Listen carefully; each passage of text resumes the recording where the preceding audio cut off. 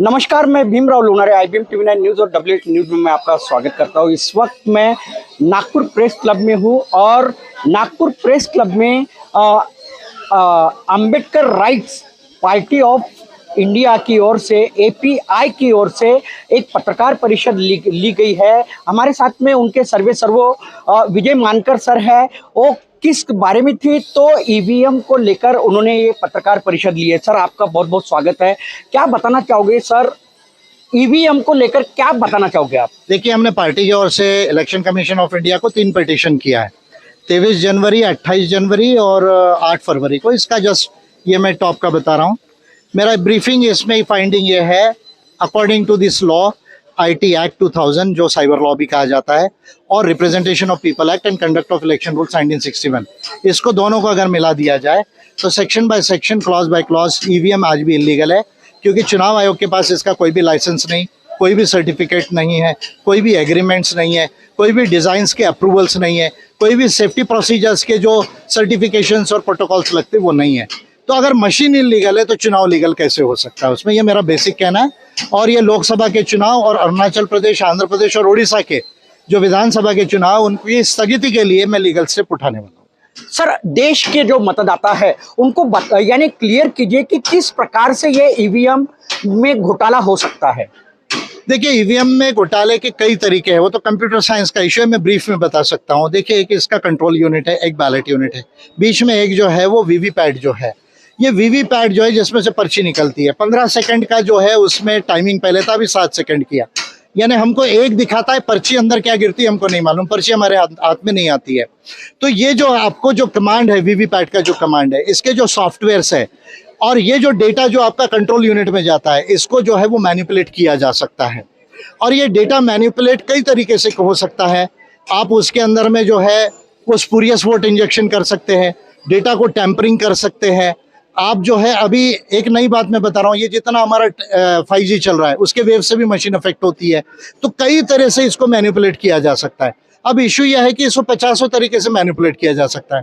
ये मैनिपुलेट हो सकती है या नहीं हो सकती, इसके लिए सर्टिफिकेशन की जरूरत है, डॉक्यूमेंट्स की जरूरत है उसका। जैसे आप वोट काउंटिंग कर रहे तो आखिरी समय तक ये वोट इतना काउंट हुआ, इसका फॉर्म होता है, उसको सर्टिफाई करता है रिटर्निंग ऑफिसर, लेकिन ये मशीन टैंपर्ड है या नहीं इसको सर्टिफाई नहीं करता है। तो अगर मशीन को वो सर्टिफाई नहीं कर रहे हैं और ये लॉ के रिक्वायरमेंट से, कोई हम बोल रहे इसलिए नहीं है, तो इसका मतलब ये इलीगल है।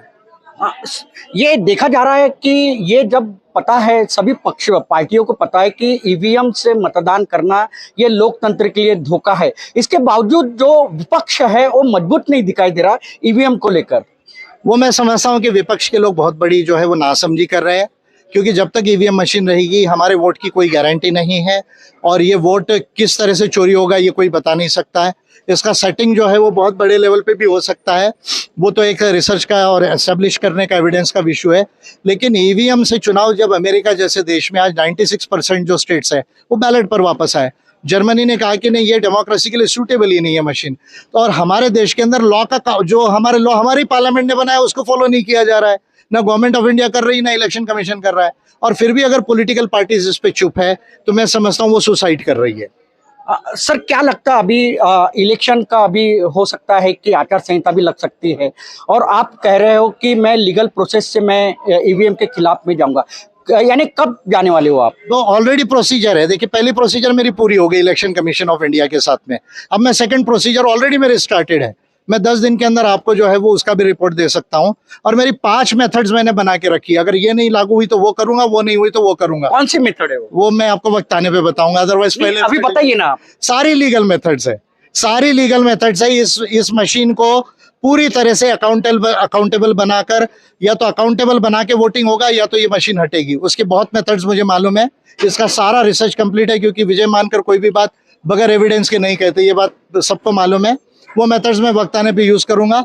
और ये केवल हमारे पार्टी का विषय नहीं, देश की जनता का विषय है, ये लोकतंत्र का विषय है, हमारे वोटिंग राइट्स का विषय है, और ये हर नागरिक का कर्तव्य है कि वो भी इसको चैलेंज करे लीगली। सर, इसको चैलेंज करना बहुत जरूरी है, क्योंकि लोकतंत्र को अभी धोखा है EVM के कारण। तो क्या अभी जो लोकसभा का चुनाव हो रहा है तो वो स्थगित होना चाहिए, ऐसे आपको लगता है? जब तक ये रिक्वायरमेंट्स पूरी नहीं होती सर्टिफिकेशंस की, लॉज की, लाइसेंसेस की, एग्रीमेंट्स की, इंटरनल डिजाइन्स की, सेफ्टी प्रोसीजर्स की, तो ये एडजन किया जाना चाहिए। और ये एडजन एक तो इलेक्शन कमीशन ने खुद पोस्टपोन करना चाहिए, अगर इलेक्शन कमीशन नहीं करता है तो सुप्रीम कोर्ट ऑफ इंडिया की जिम्मेदारी है कि इसको एडजन करे, और वैसे लीगल स्टेप हम उठा रहे हैं। अभी तक के जो चुनाव हुए 2014, यानी आप देख ही रहे हो, तो क्या ये इलीगल चुनाव थे सब? जब ये प्रूव हो जाएगा कि मशीन इलीगल है due to this two laws, तो तब ये सवाल जरूर खड़ा होगा कि जो सरकारें बनी वो लीगल है थी या नहीं थी। अभी देश की जो मतदाता है उनको क्या कहना चाहोगे आप? बस मैं ये कहना चाहूंगा कि इस मशीन को चैलेंज करना लीगली ये हर नागरिक का कर्तव्य है, और एक पॉलिटिकल पार्टी के नाते, क्योंकि हम डेमोक्रेसी को, वोटिंग राइट्स को, ह्यूमन राइट्स को बहुत ज्यादा बिलीव करते हैं, इसलिए हमने ये बहुत बड़ा कदम उठाया है। आज तक किसी पॉलिटिकल पार्टी ने इतना बड़ा स्टेप नहीं उठाया है, लेकिन ये तमाम नागरिकों की भी जिम्मेदारी है कि जो आपका वोट है उसका एविडेंस विश्वास पर नहीं, प्रमाण पर वोट टिका होता है। लोग कहते हैं कि मशीन पर विश्वास करो, इलेक्शन कमीशन कहता है हमारे मशीन पर विश्वास करो, केंद्र सरकार कह रही है मशीन पर विश्वास करो। मैं कहता नहीं, विश्वास पर नहीं, प्रमाण पर वोट होता है, और इसलिए जब तक बैलेट का प्रमाण नहीं मिलेगा तब तक वोटिंग राइट पूरा नहीं होता है।